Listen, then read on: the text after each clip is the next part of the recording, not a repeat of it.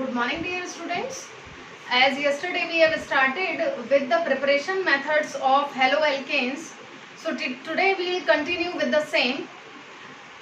As I have told you, the preparation method from hydrocarbon, and we were discussing about the alkenes. So we will continue with the alkenes with the help of anti-Markovnikov rule. कल मैंने आपको Markovnikov rule और anti Markovnikov rule में difference बताया था. Markovnikov rule का reason क्या था वो मैकेनिज्म के थ्रू बता दिया था. Now what we are to see is कि एंटी मार्कोनिकॉफ रूल को में जो रिजल्टेंट आता है opposite to the Markovnikov rule, उसका रीजन क्या होता है. Let's see with the help of the mechanism. So I have taken the case of propene again. When propene is being attacked by HBr in presence of peroxide, it forms 1 bromopropane. उसका reason हम देखेंगे with the help of mechanism. उससे पहले इस mechanism को follow करने के लिए 3 थिंग्स हैं जो मैंडेटरी हैं. द फर्स्ट थिंग इज कि अनसिमेट्रिकल एल्कीन के केस में हमें देखने के लिए मिलता है. द नेक्स्ट थिंग, पेरोक्साइड का प्रेजेंस मस्ट है. पेरोक्साइड के प्रेजेंस में ही फ्री रेडिकल मैकेनिज्म होती है. जबकि और थर्ड केस है हमारा the halogen acid, it must be HBr only. केवल HBr के केस में होता है, किसी और केस में नहीं होता. That I will tell you later on in the same part. So let's see the mechanism. The first step is the chain initiation step, जिसको हमने पहले भी पढ़ रखा है. That is benzoyl peroxide. Homolysis होता है बेंजोइल पेरोक्साइड में. फॉर्मूला होता है C6H5COO whole twice. So O और O के बीच का बॉन्ड टूट जाता है और हमारा benzoyl oxy free radical form हो जाता है. 2 molecules of benzoyl oxy free radical will form, and this free radical, as being highly unstable and highly reactive, it break down into 2 parts. That is, one is the another free radical and another is the carbon dioxide gas. So इस carbon और carbon के बीच भी homolysis होती है. 1 electron will move towards C6H5, other one towards CO2 to C to form CO2. So CO2 gas would be formed and 2 phenyl free radical would be formed. Thereafter it is being attacked by HBr. क्योंकि free radical mechanism है तो homolysis would be there. H और Br के बीच में भी क्या होता है, in presence of C6H5 free radical, that H move towards C6H5 free radical to form C6H6 benzene form हो जाता है और Br फ्री रेडिकल फॉर्म हो जाता है. That is the initiation step जिसमें हमें क्या फॉर्म करना था, Br फ्री रेडिकल फॉर्म करना था. Now let's see the next step is chain propagation step, that is being propagated by Br free radical. This Br free radical will attack on this alkene whatever we have taken. So we have taken propene, तो propene के ऊपर ये Br free radical attack करेगा.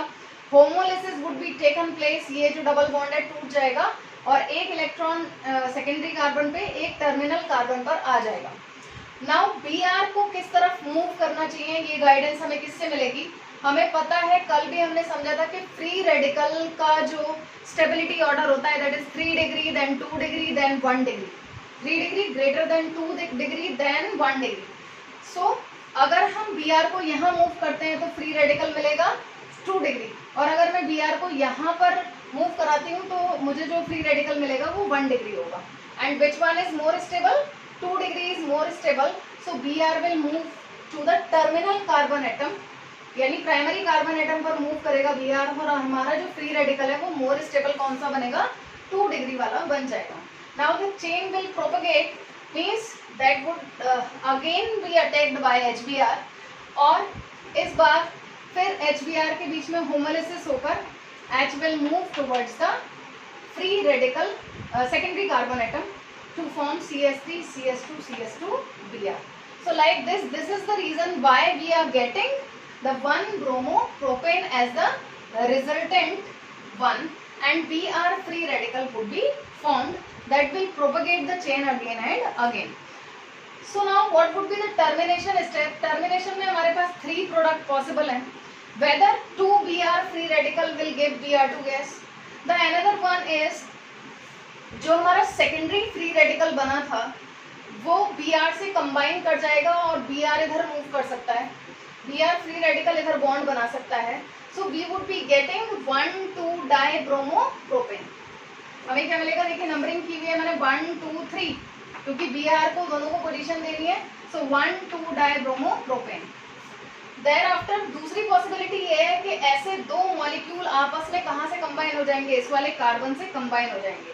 तो इसे मैंने इस तरीके से लिखा है CH3CH, दिस फ्री रेडिकल, इसका एक बॉन्ड CH3 है, दूसरा CH2Br है, CH2Br है। ऐसे दो मॉलिक्यूल कंबाइन करेंगे, यानी ये CH और दूसरे मॉलिक्यूल का CH जो है वो बॉन्ड बना लेगा। And finally what we would be getting, अब मैंने नंबरिंग की 1 2 3 एंड 4, इन चारों को लॉन्गेस्ट चेन के साथ और ग्रुप के साथ चूज किया है।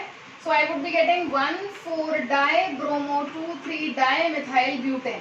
सो दैट इज 1,4-डाइब्रोमो 2,3-डाइमिथाइल butane would be the product. So that would be the termination step. Now the question arises कि केवल ये HBr के केस में क्यों होता है, तो उसका रीजन ये है कि जो हमारे दोनों प्रोपगेशन स्टेप हैं सिर्फ HBr के केस में ही एक्सोथर्मिक होते हैं। लेकिन अगर हम HCl या HI का केस देखें तो इन दोनों में से कोई ना कोई स्टेप जो है वो एंडोथर्मिक स्टेप है, और या ये हमारा फ्री रेडिकल मैकेनिज्म सनलाइट की प्रेजेंस में होता है। सो एंडोथर्मिक रिएक्शन के लिए हीट ज़्यादा नीडेड है, जो कि इस फ्री रेडिकल मैकेनिज्म के थ्रू पॉसिबल नहीं है। दैट्स वाई केवल HBr के केस में ये मैकेनिज्म देखने के लिए मिलता है। नाउ लेट्स सी, कल हम लोगों ने मार्कोनिकॉफ रूल के रिगार्डिंग बात की थी, प्रोपीन के बारे में बात की, अनसिमेट्रिकल एल्कीन के बारे में। मैं थोड़ा और आगे आपको थोड़ा सा आइडिया देना चाहती हूँ। So what we have to do, कल जैसे कि मैंने आपको बताया कि कार्बोकैटायंस की स्टेबिलिटी भी का ऑर्डर भी क्या होता है, 3 degree, then 2 degree, then 1 degree. उसके बेसिस पे हम अपने प्रोडक्ट को डिसाइड करते हैं। So I have taken the example of one more higher alkene, जिसमें मैंने आपको एक एग्जांपल यहाँ पर लिया है, दैट इज 3-मिथाइल-ब्यूट-1-ईन। 3-मिथाइल-ब्यूट-1-ईन पर जब HBr का रिएक्शन होता है तो हम देखते हैं कि मेजर प्रोडक्ट क्या बनना चाहिए। तो इस केस में हम क्या देखते हैं, in case of some higher alkenes due to the stability reason 1,2 hydride shift और 1,2 methyl shift take place. So you can write a note also, यहाँ पर एक नोट आप मेंशन कर सकते हो, that due to the stability reason in some higher alkanes 1,2 hydride shift और 1,2 methyl shift takes place, that you can write. Okay, ये मैंने यहाँ लिखा नहीं है, but it is very important आपसे अगर एग्जाम में प्रोडक्ट पूछा जाता है तो। So let's see, HBr अगर हम मार्कोनिकॉफ रूल की बात कर रहे हैं तो हेट्रोलिसिस होगा, H आयन और Br आयन में टूट जाएगा, कल भी पढ़ा था हम लोगों ने। Now H ion will attack on it, क्यों अटैक करेगा मैंने कल बताया था आपको, H ion is a electrophile, और जबकि यहाँ पर इलेक्ट्रॉन की एक्सेस है, यहाँ पर इलेक्ट्रॉन डेंसिटी ज़्यादा है डबल बॉन्ड होने की वजह से। तो कल भी जैसे मैंने आपसे कहा कि ये बॉन्ड इधर कार्बन पे भी शिफ्ट हो सकता है और इस सेकेंडरी कार्बन पे भी शिफ्ट हो सकता है, इस टर्मिनल पे भी शिफ्ट हो सकता है। गाइडेंस हमें कैसे मिलता है मेजर प्रोडक्ट का, जिस केस में जो हमारा कार्बोकैटायन है उसकी स्टेबिलिटी ज़्यादा हो उसको हम मेजर प्रोडक्ट मानते हैं। तो अगर मैंने इधर शिफ्ट किया दोनों इलेक्ट्रॉन्स को तो इस पर नेगेटिव और इस पर पॉजिटिव आएगा, अगर मैं इधर शिफ्ट करती हूँ तो इस पर नेगेटिव और इस पर पॉजिटिव आएगा, और H आयन कहाँ पर जाएगा, जहाँ पर नेगेटिव चार्ज होगा। अगर मैं इधर शिफ्ट कर रही हूँ तो H आयन इधर आ जाएगा, यानी फ्री रेडिकल जो मेरा बनेगा कार्बोकैटायन जो फ्री रेडिकल नहीं कार्बोकैटायन जो मेरा बनेगा वो 2 डिग्री होगा। लेकिन अगर मैं इलेक्ट्रॉन्स को इधर शिफ्ट कर देती हूँ तो H आयन इधर जाएगा और फिर हमारा जो कार्बोकैटायन बनेगा वो 1 डिग्री होगा। अब क्योंकि स्टेबिलिटी 2 डिग्री की 1 डिग्री से ज़्यादा है इसलिए हमारा 2 डिग्री कार्बोकैटायन ज़्यादा स्टेबल होता है। सो हमने कौन सा वाला केस चूज किया जिसमें हमारा 2 डिग्री कार्बोकैटायन आता है, यानी हमारा H जो है इधर शिफ्ट करेगा, H कब इधर शिफ्ट करेगा जब इलेक्ट्रॉन इधर ट्रांसफर होंगे, यानी ये ऊपर वाले केस को हम कंसीडर करते हैं।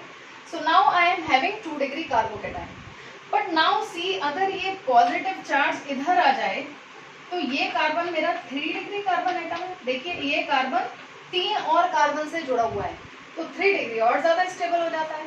तो उस केस में क्या होता है हमारा, अगर यहाँ हाइड्रोजन है तो हाइड्रोजन शिफ्ट होगा, अगर यहाँ मिथाइल है तो पूरा का पूरा मिथाइल ग्रुप शिफ्ट हो जाता है, जिसको कि हम 1,2 हाइड्राइड शिफ्ट या फिर 1,2 मिथाइल शिफ्ट कहते हैं, यानी वन पोजीशन से सेकंड पोजीशन पे हाइड्रोजन का शिफ्ट होना या फर्स्ट पोजीशन से सेकंड पोजीशन पे मिथाइल ग्रुप का शिफ्ट होना क्या कहलाता है? That is known as the 1,2 hydride shift और 1,2 मिथाइल शिफ्ट। तो इसमें क्या होता है, ये H जो है कहाँ माइग्रेट कर जाएगा? इस कार्बन पर माइग्रेट कर जाएगा और यहाँ पर आ जाएगा CS2 और पॉजिटिव चार्ज कहाँ आ जाएगा? क्योंकि इसने अपने दोनों इलेक्ट्रॉन्स ये बॉन्ड तोड़ के ये पूरा का पूरा H कहाँ पर हमने शिफ्ट किया? विद 2 इलेक्ट्रॉन्स यहाँ पर शिफ्ट कर दिया। So now we are having 3 degree carbocation. अब हमें क्या मिल गया? 3 डिग्री कार्बोकैटायन मिल गया। एंड फाइनली जब Br आयन अटैक करेगा तो वो इस जगह पर आ जाएगा। तो हमारा प्रोडक्ट हमें लग क्या रहा था? हमें लग ही रहा था कि Br को यहाँ होना चाहिए, लेकिन due to the stability reason Br कहाँ पर है? यहाँ पर है। सो जब आप नाम देंगे इसको तो 1 2 3 4 you will give the number like 1 2 3 and 4 longest chain choose की, ग्रुप को पोजीशन दे दी, साइड चेन को position they the. Now I am having 2 bromo 2 methyl butane. जबकि लग क्या रहा था मुझे कि प्रोडक्ट मेरा क्या होना चाहिए? That must be 2 bromo 3 methyl, लेकिन है क्या? 2 bromo 2 methyl butane. So that would be the product. So dear students, आपको क्या करना है? आपको यहाँ पर एग्जाम्पल में 3,3 डाई मिथाइल ब्यूट 1 का एग्जाम्पल लेके 1,3 हाइड्राइड शिफ्ट दिखाना है। जो नोट मैंने बोला उसको बहुत ध्यान रखना है, नोट कर लेना है अपनी कॉपी में, नोट बना के आपको एस्ट्रिक बना के एक नोट लिख लेना है कि जो 1,2 हाइड्राइड शिफ्ट या 1,3 हाइड्राइड शिफ्ट होता है due to the stability reasons हमें हायर एल्कीन्स के केस में देखने के लिए मिल सकता है। So that you have to remember, जब आपसे MCQ पूछा जाए मेजर प्रोडक्ट क्या होगा, then this thing that you have to remind. Okay, तो ये बात हो गई फ्रॉम हाइड्रोकार्बन। एल्केन से हमने देख लिया हेलो एल्केन्स कैसे बन रहे हैं, और एल्कीन्स से भी देख लिया। Now let's see from alcohols. Alcohol से हम 3 तरीके से देखेंगे कि हेलो एल्केन्स कैसे फॉर्म होते हैं। So this one is halogen acid, phosphorus halide and sulphuryl chloride. So halogen acid से कैसे बनेगा, फॉस्फोरस के हैलाइड से कैसे बनेगा और SOCl2 से कैसे बनेगा, 1 by 1 डिस्कस करेंगे हम लोग। But before that you just take the screenshot of this part, क्योंकि मैं इसको इरेज करने वाली हूँ।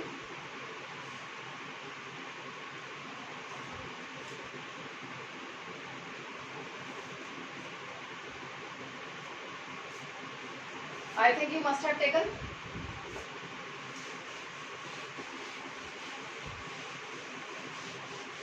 यहाँ 2-3 चीजें हैं जो हम लोगों को डिस्कस करनी है। सी फ्रॉम एल्कोहल हम देख रहे हैं हेलोजन एसिड्स का केस। हेलोजन एसिड से जब हम HCl से रिएक्शन देखते हैं तो यहाँ इसको हम ग्रुप्स प्रोसेस कहते हैं, ठीक है। बट बिफोर दैट हम यहाँ पर फिर से ऑर्डर देखेंगे, ऑर्डर ऑफ रिएक्टिविटी देखेंगे। तो if we are to take the order of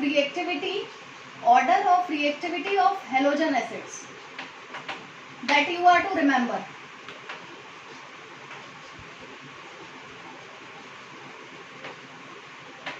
ये आप नोट कर लेंगे। ऑर्डर ऑफ रिएक्टिविटी क्या रहेगा? HI greater than HBr greater than HCl, and in the similar manner order of reactivity of alcohol की order of reactivity 3 degree 2 degree 1 degree. यानी जब halogen acid alcohol के साथ रिएक्ट करेगा तो रिएक्टिविटी का ऑर्डर क्या रहेगा? 3 डिग्री पे इजीली अटैक होगा, फिर 2 डिग्री और उसके बाद 1 डिग्री। वाई? इसके लिए थोड़ा सा मैकेनिज्म देखिए। This is the example of nucleophilic substitution reaction. पहली चीज, क्यों है ये nucleophilic substitution reaction?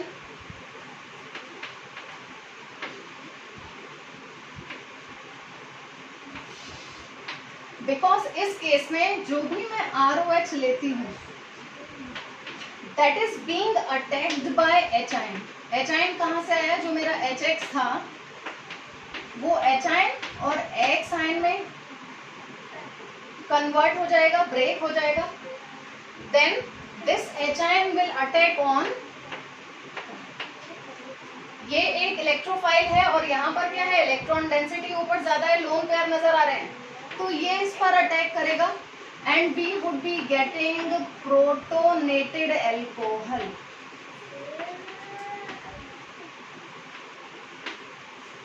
we would be getting protonated alcohol. इसको हम क्या कहते हैं? प्रोटोनेटेड,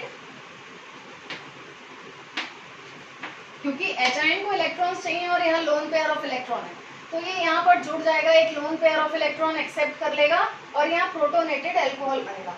इस प्रोटोनेटेड अल्कोहल पर now what will attack? It is being attacked by X ion. X ion इस पर अटैक करेगा.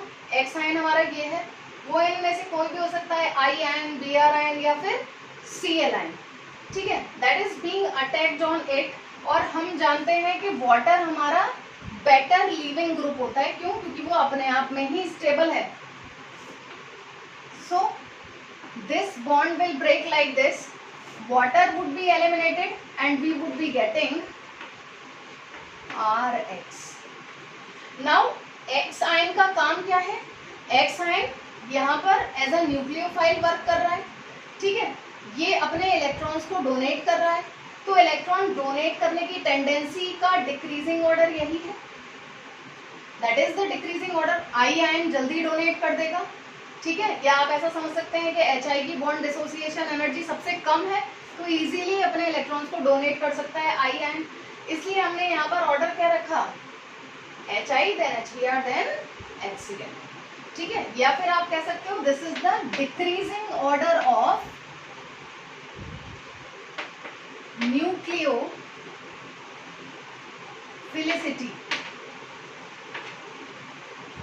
मीन्स इलेक्ट्रॉन को डोनेट करने की टेंडेंसी का डिक्रीजिंग ऑर्डर ये होने की वजह से यही हमारा डिक्रीजिंग ऑर्डर ऑफ रिएक्टिविटी रहेगा. So that part also you are to add during making notes. तो ये आप पहले बनाएंगे. अब आ जाते हैं इस पार्ट पे. एल्कोहल से हम हेलोजन एसिड के थ्रू देखते हैं. तो पहला प्रोसेस क्या है हमारा? Grooves process. HCl के साथ जब रिएक्शन होती है इसको ग्रूव्स प्रोसेस कहते हैं. ग्रूव्स प्रोसेस का यूज प्राइमरी, सेकेंडरी और टर्शियरी अल्कोहल में डिफरेंशिएट करने के लिए किया जाता है. ठीक है, इस प्रोसेस में जो रिएजेंट का यूज करते हैं that is anhydrous zinc chloride and concentrated HCl. इस प्रोसेस में किसका यूज करते हैं? एनहाइड्रस जिंक क्लोराइड और कंसंट्रेटेड HCl का यूज करते हैं. So what we have to take? पहले मैंने एक प्राइमरी अल्कोहल लिया है यानी इथाइल अल्कोहल. जब इसको हम HCl से रिएक्ट कराएंगे तो वाटर वुड बी एलिमिनेटेड. यही प्रोसेस को फॉलो करेगा. वाटर वुड बी एलिमिनेटेड यानी ये यहाँ पर वाटर भी बनेगा और क्या बन जाएगा? C2H5Cl, ethyl chloride. यहाँ पर हम क्या देखते हैं? That no turbidity appear during the reaction at room temperature. अगर मैंने 3 टेस्ट ट्यूब ले ली, एक में प्राइमरी अल्कोहल, दूसरे में सेकेंडरी और तीसरे में टर्शियरी, तो पहले वाले केस में कोई टर्बिडिटी अपीयर नहीं होगी और यहाँ पर रूम टेम्परेचर पे हमें C2H5Cl मिल जाएगा without any turbidity. The next one is the secondary alcohol I have taken. तो सेकेंडरी अल्कोहल के केस में क्या होगा? That again water would be eliminated and secondary haloalkane would be formed and turbidity appears after 5 minutes. Now let's see the case of tertiary alcohol. यहाँ पे भी हमने क्या लिया है? कंसंट्रेटेड HCl और एनहाइड्रस जिंक क्लोराइड लिया है. लेकिन इस केस में क्योंकि इसकी रिएक्टिविटी सबसे ज्यादा है 3 डिग्री अल्कोहल की, तो यहाँ पर क्या होता है? टर्बिडिटी इमीडिएटली अपीयर हो जाती है और जो है हमें एनहाइड्रस जिंक क्लोराइड को लेने की भी जरूरत इस रिएक्शन के लिए नहीं होती. तो like this we can differentiate between all the 3 alcohols with the help of this reaction. Now let's see if we are taking HBr. अगर हम HBr का यूज कर रहे हैं तो ये केवल 1 डिग्री अल्कोहल में रिएक्शन हमें देखने के लिए मिलती है, 2 डिग्री और 3 डिग्री में नहीं होती है. इसी तरीके से HI के केस में भी केवल 1 डिग्री में होती है, 2 डिग्री और 3 डिग्री में हमें देखने के लिए नहीं मिलती. क्यों? Let's see. अगर हम इथाइल अल्कोहल और HBr का रिएक्शन कर रहे हैं तो what I am to take is 48% HBr in the case in presence of concentrated H2SO4. Again water would be eliminated and ethyl bromide would be form. अब क्योंकि HBr एज सच एग्जिस्ट नहीं करता तो HBr को form करने के लिए इन the same reaction we are to take either sodium bromide or potassium bromide that is being refluxed with concentrated H2SO4 to give sodium bisulfate या sodium hydrogen sulfate plus HBr. और वो इस reaction में participate करेगा and we would be getting ethyl bromide. As we all know कि concentrated H2SO4 एक dehydrating agent है, तो अगर यही रिएक्शन हम सेकेंडरी या टर्शियरी अल्कोहल के केस में करते हैं तो उस केस में क्या होगा, dehydration would be taken place और हमें हेलो एल्केन नहीं मिलेगा। इसलिए ये रिएक्शंस 2 डिग्री और 3 डिग्री में नहीं होती। In the similar manner HI के केस में भी जब आप 57% HI के साथ इथाइल अल्कोहल को हीट करते हैं, we would be getting ethyl iodide and water. And HI को प्रिपेयर करने के लिए आप डायरेक्ट इस रिएक्शन को करा सकते हैं। It is being refluxed with H3PO4 plus Ki to give KH2PO4। KH2PO4 क्या है, potassium dihydrogen phosphate plus alkyl halide plus water. So what is the refluxing process? Refluxing process में हम क्या करते हैं, that in a retort we are to heat the components being condensed, get vaporized, and again it is being the vapor being shifted towards the retort and the process goes on. That is known as the refluxing process. आपस में react करते रहते हैं। तो that reactions that you are to remember कि HBr को form करने के लिए यानी HBr जनरेट करने के लिए हमें इस रिएक्शन का यूज करना होता है, otherwise this is the simple one. Concentrated H2SO4 की प्रेजेंस में हो रही है या H3PO4 की, दोनों डिहाइड्रेटिंग एजेंट हैं। तो सेकेंडरी और टर्शियरी अल्कोहल के केस में ये रिएक्शंस नहीं लेते हैं, that you are to remember. So that is from alcohol by halogen acid. Now we will discuss about the phosphorus halide. The next one is the phosphorus halide. अब phosphorus halide के case में हमारे पास दो case हैं। phosphorus halide PX3 भी हो सकता है और PX5 भी हो सकता है। So let's see, if अगर हम ले रहे हैं C2H5OH and it reacts with PCl3. So what would be the product you see? C2H5Cl जो हमें प्रिपेयर करना है हेलो एल्केन, प्लस ये H और एक Cl मिलकर क्या बनाता है, HCl बनाता है। And the another by product would be H3PO3 that we have to prepare H3PO3. So we would be getting, we have to take 3 molecules of ethyl alcohol. So we would be getting C2H5Cl, H3PO3, ठीक है, and HCl. The next is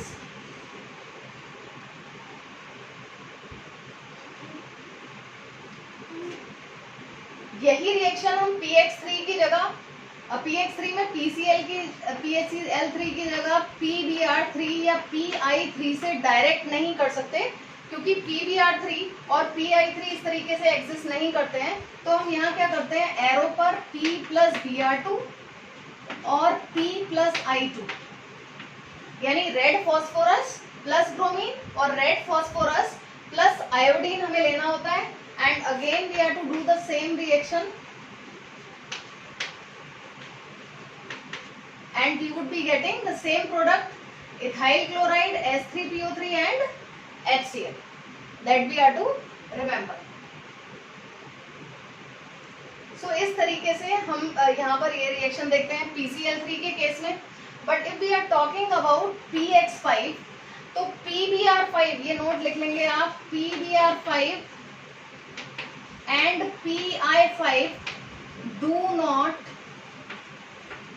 exist, ये दोनों exist नहीं करते हैं। And in the case only PCl3 की जगह, sorry PBr5 PI5 exist नहीं करते, तो केवल रिएक्शन PCl5 से होती है। And we would be getting the ethyl chloride also in that case, like C2H5OH when react with PCl5 it form C2H5Cl plus HCl plus POCl3. So इस case में हमें क्या मिलेगा, we would be getting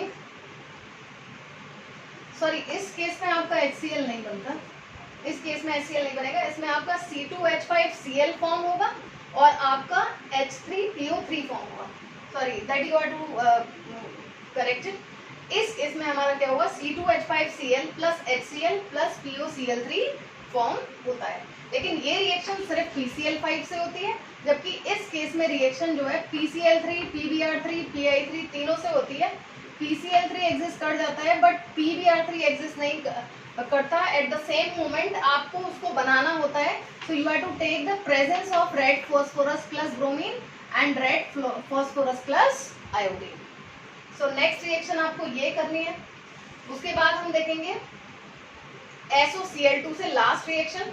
so SOCl2 से कैसे करेंगे, SOCl2 के लिए यानी सल्फ्यूरिल क्लोराइड के लिए आपको you are to take ROH। अगर सपोज आपने इथाइल अल्कोहल ही ले लिया, COCl2 in presence of pyridine, ये रिएक्शन होती है and you would be getting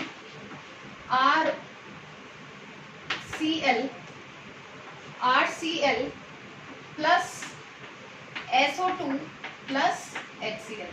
देखिए यहाँ SOCl2 में से एक Cl R के साथ रिएक्ट करके RCl फॉर्म करता है, दूसरा SO2 बनाता है एंड तीसरा H और Cl मिलकर HCl फॉर्म करते हैं। This is the best method till the time we have discussed. अभी तक हमने जितने भी मेथड पढ़े उनमें सबसे बेस्ट मेथड है, एग्जाम में पूछा जाता है। क्यों? क्योंकि इसमें बाय प्रोडक्ट दोनों क्या है, गैसेस हैं and we would be getting the pure alkyl halide. So that you have to remember, if you have to get pure alkyl halide, you have to go through the process. तो SOCl2 के साथ यानी thionyl chloride के साथ, sorry sulphuryl chloride नहीं, thionyl chloride के साथ जब आप रिएक्शन करते हैं तो you will be getting RCl, SO2 and HCl. So do practice of these reactions. These are very important. जितना प्रैक्टिस करेंगे उतना आसानी से आप समझ पाएंगे। And I think it must be clear to all. If you are having any problem, can ask. Thank you.